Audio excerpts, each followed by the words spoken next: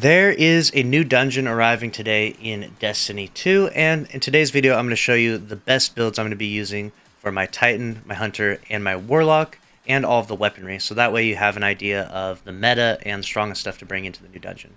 Succession, Forerunner, Wishender, Arbalist, Ignition Code, Witherhoard, Nightwatch, Iznag's Burden, and this Riptide are all really good options. The only two that are maybe questionable in this, maybe Wishender and Forerunner.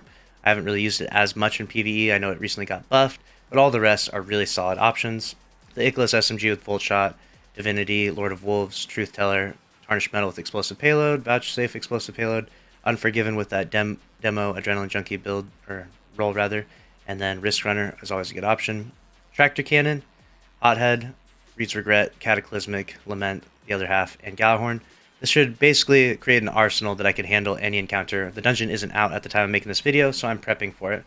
Now I'm using the Arc Titan build. I've got 100 Resilience, 100 Discipline. I would recommend no matter what class you use to have 100 Resilience for sure. The loop for this one is just throw grenade, use dodge, use your melee, and profit as you get your grenade back really, really fast. I just keep doing so. Once I get my grenade back, I throw it back. It's super powerful. I believe the duration got nerfed recently, but it's still really, really good. I'm going to move on to the next character. I can demonstrate the other builds that I'm using. Go on to my Warlock. We'll load into the dungeon. We're just doing the Shattered Throne CP. Also, if you do the CP, you get a free Pinnacle. So for this build, we're using the Fusion build, as we talked about before. We got Starfire Protocol on, and we've got the Empowering Rift.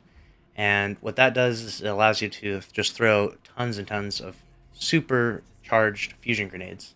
And you're definitely going to want to pair with that Well of Life, so that way you have some healing with this.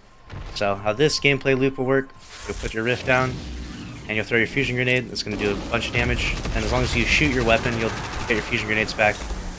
And definitely, you'll be able to throw a ton of them over and over and over again. The more I shoot my weapon, the more damage I do, the more fusion grenades I get. So works really well with like Witherhoard and stuff like that. Now I'm going to move on to the third character and show you a little bit of the gameplay loop for this one.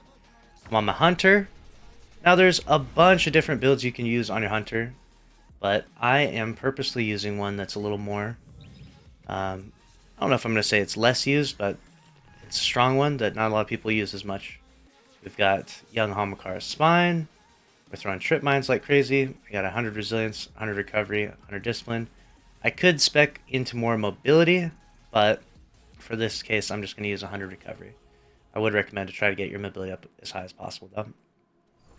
And this gameplay loop is very similar. I'm going to throw my Trip Mine, and then I'm going to throw my melee. I'm going to be able to throw my Trip Mine again, and then I can dodge, get my melee back. Throw that, and we can just constantly get Trip Mines over and over and over again, and do a lot of damage with those. So those will be the three gameplay loops and builds that I'll be using to beat it on all my first 3 runs. Hopefully you find this video helpful, and make sure to subscribe. I'll be bringing you a dungeon guide very soon. See you in the next one.